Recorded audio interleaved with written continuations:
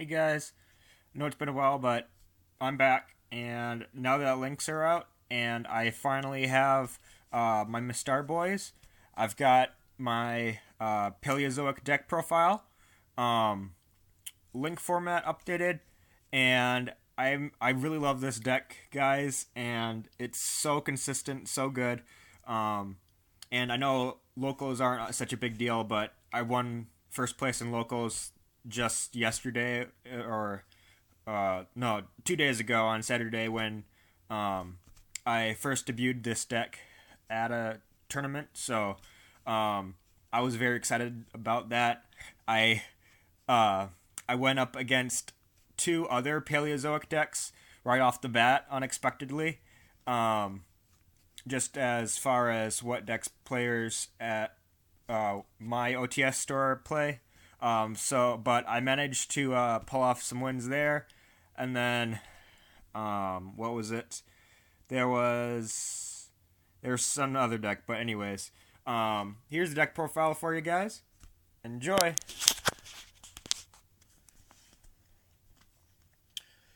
First of all, we've got the three swap frogs.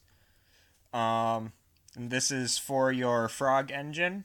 Helps make the deck run pretty fast. Helps you get like first turn Toad and stuff. Um, Play three Dupe Frogs and two Ronintoadins. And this is a really good ratio. You don't need to play three Ronintoadins. It just kind of bricks if you get if you draw it right away necessarily. So two is the best. Those are all the monsters that you play on the deck. On to the Paleos. You play three Paleozoic Marrella. What this does is it sends any trap card from your deck to the graveyard. And this does two things. It both sends another Paleozoic to the graveyard that you can use to summon later, as well as since it's a normal trap, you can special summon a Paleozoic from your graveyard if you already have one in there when you activate this. So I love playing this at 3. Some people don't play it at 3. I love it at 3. I recommend that highly. Then 3 Paleozoic Olenoides. This is the MST of the deck. Pop spell and trap cards on the field. Then we've got 3 Paleozoic Canadia. This is your Book of Moon.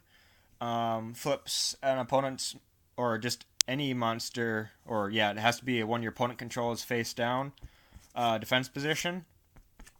And really helps disrupt your opponent's plays, prevents them from doing some link summons, because face down monster isn't treated as an effect monster, so you can't use it for decode talker or anything like that.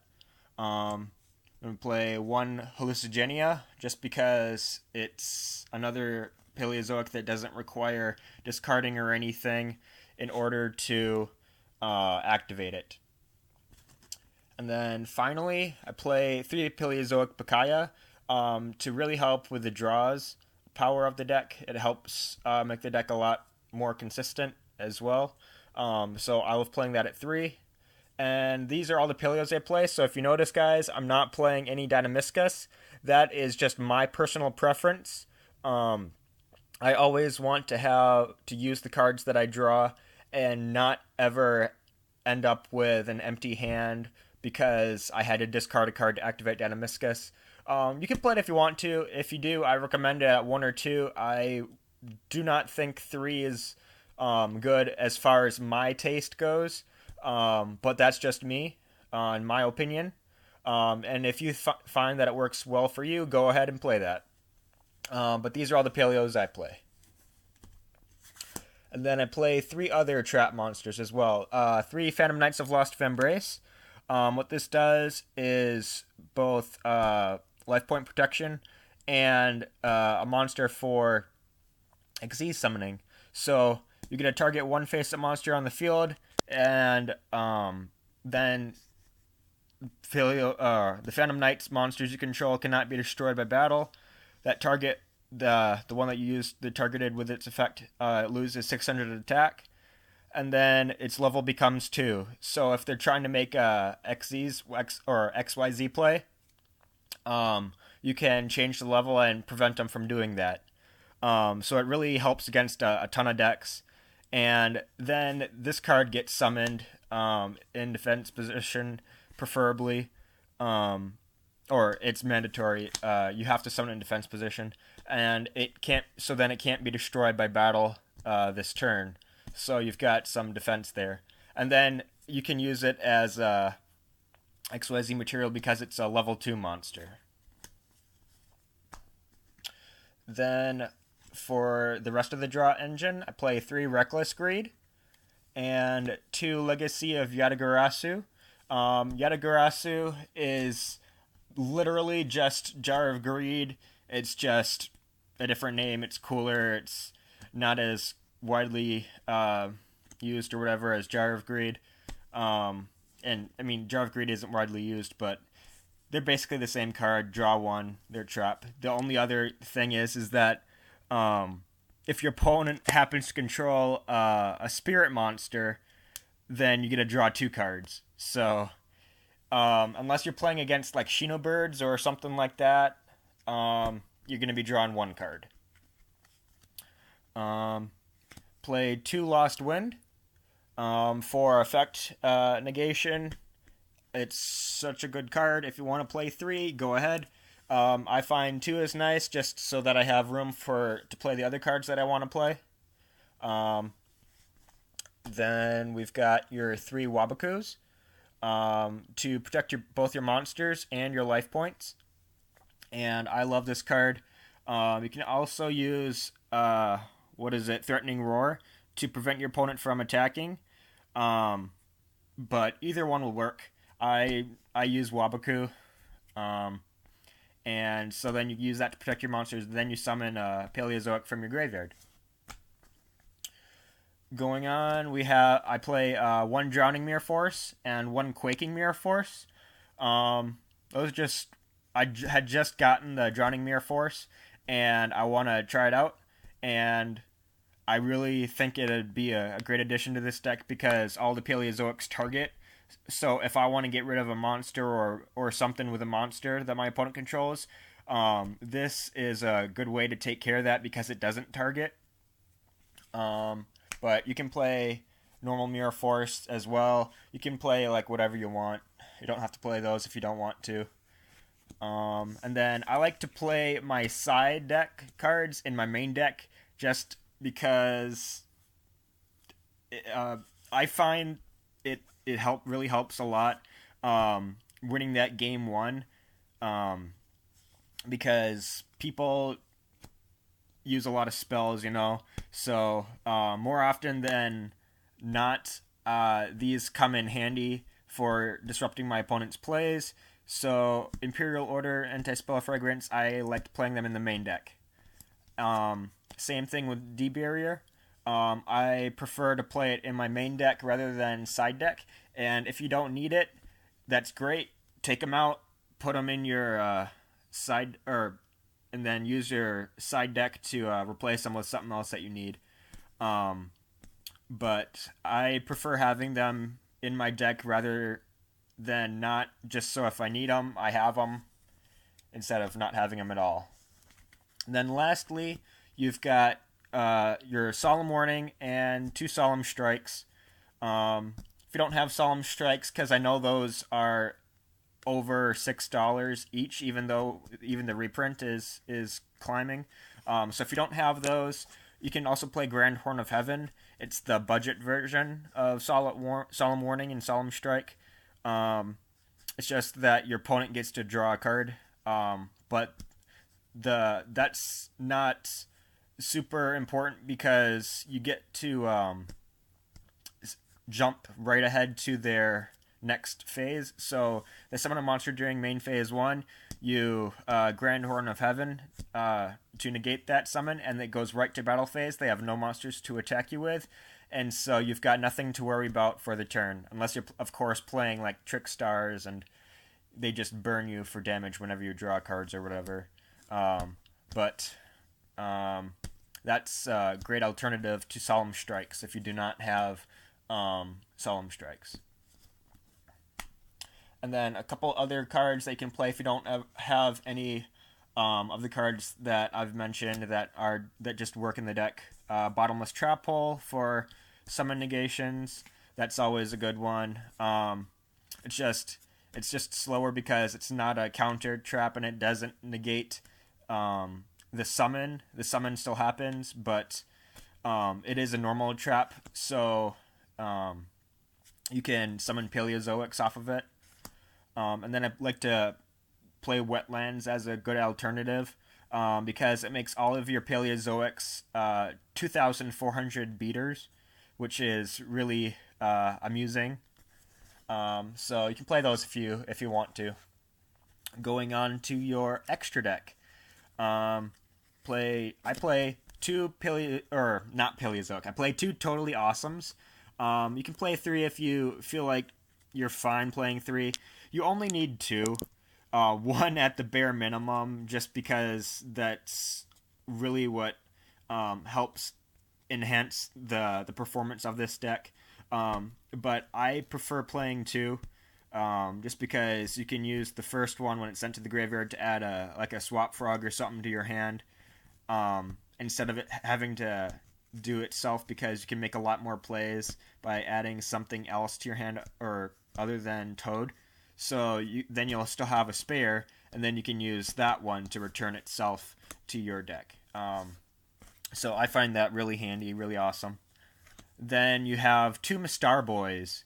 You only need two of these just because you never really go into the third one too often. And it's very similar to Toadally Awesome with its effect. Well, let's just go over it quick. It's got two diagonal link markers facing downwards toward you, and it takes two water monsters. So you have to make sure you remember that water monster's condition whenever you're summoning it, because you can't use something like your Phantom Knights of Lost Vambrace to summon it. It has to be a water monster, and Phantom Knights of Lost Vambrace is not a water monster. Its effect is all water monsters on the field gain 500 attack and defense, and all fire monsters on the field lose 400 attack and defense. So it's got the same effect as Star Boy, the really old Yu-Gi-Oh card that nobody plays because it's bad, but it's got that effect. And then it's also got this similar effect to Toad, where if it's destroyed by battle or card effect, you can target one water monster in your graveyard and add it to your hand. And so this is the reason why I believe that Paleozoics are going to be meta again. That's just how I feel things are going to happen. I think Paleos are going to be meta again, just without a doubt. But that's just me. If you have a different opinion, that's alright too. So, two Mistar Boys. Play two Paleozoic Opabinia. This is your searcher for your deck. This adds any Paleozoic trap card from your deck to your hand, and you can activate Paleozoic trap cards from your hand, and that would be during either player's turn, so you can activate your traps during the opponent's turn from your hand if Opabinia is on the field. Then you play one Anomalocaris. This is your troll card, and people call it like a red-blue combo to do this, and I'll explain that in a minute. But what this card is it's you can, during either player's turn, detach a material to destroy one card on the field. And its other ability, which I think a lot of people forget about, is whenever a trap card is sent from your spell and trap card zone to the graveyard, except during the damage step, you get to reveal the top card of your deck, and if it's a trap card, it goes to your hand. If it's not, it goes to your graveyard. Because you play almost entirely trap cards, you're more than likely going to be adding that card to your hand.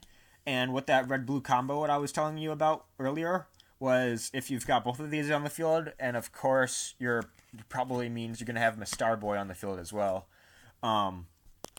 You use Opabinia to search your Paleo trap, activate it from your hand. It then goes to the graveyard, and then Anomalocaris' effect activates, where you get a draw a card. And if it's a trap, it goes to your hand, and if it's not, it goes to your graveyard. And then if it's a Paleozoic, you can just keep doing that over and over until you draw a trap or something that's not a Paleo or something. And a thing to note, guys, Mistar Boy, his attack and defense gain does not apply to any monster with the name Paleozoic, because all Paleozoic cards are unaffected by all monster effects, and that's not just your opponent's, that's yours. So you will not get the 500 attack and defense bonus on top of these, or any of the other Paleozoic trap cards either. So just make sure you remember that. And it will also increase your opponent's monster's attack if they're playing a water-based deck as well. Alrighty. Then you want to play one Cat Shark to double any attack and defense of any rank 4 or lower XYZ monster on the field for the turn. This is great for helping get some big damage on the field. Again, you can't use it to double Anomalocaris' effect. You're usually going to be using it to double Toadally Awesome's effect, or attack and defense, or Daigusto Phoenix's attack and defense. And Daigusto Phoenix, you want to play out one as well. What it does is you detach one XYZ material, target one face-up wind monster you control, and this turn it can attack directly. So if you use Cat Shark's effect on Daigusto Phoenix, it becomes 3,000 attack, 2,200 defense, and it can attack your opponent twice. So that's a very good combo that people like to do. Play one Utopic Future to help mix space for more XYZ monsters. Like you've got your Mistar Boy, an Opabinia with no materials, and say something like Phantom Knights of Cursed Javelin with no materials. You just move those and make them into Utopic Future, and then you've got an open zone where you can then summon like a toad or something. So it clears space for your link zones and lets you summon additional XYZ monsters. And then, like you saw me bring this out, I play two Phantom Knights of Cursed Javelin. I really like this card. You can detach one material from this card to target one face-up monster your opponent controls until the end of this turn.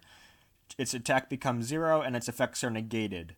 And then if you have a Phantom Knights trap card equipped to it, you can activate the effect during either player's turn, which is another benefit of playing Phantom Knights of Lost Vambrace as well, on top of the whole XYZ play disruption and defense, is that you can activate Phantom Knights of Cursed Javelin's effect during either player's turn.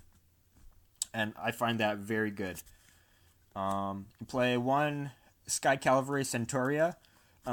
If its battles an opponent's monster, you can detach one XYZ material from this card and return the opponent's monster from the field to the hand. It is not targeting, so it's a really good way of getting around big monsters, and then it cannot be destroyed by battle while it has XYZ materials.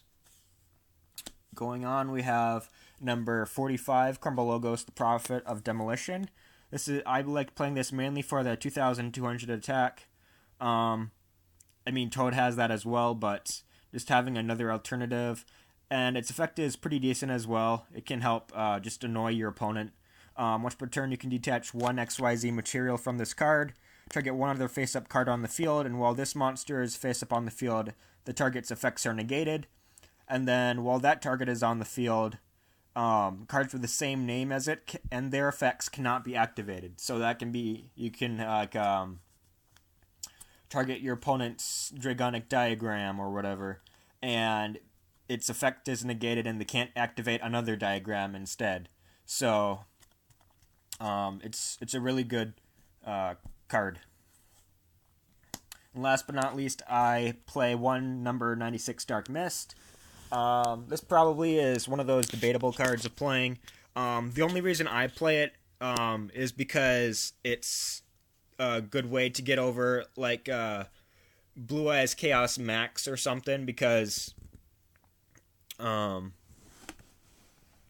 its attack will always be higher than your opponent's monster's attack, and its effect does not target.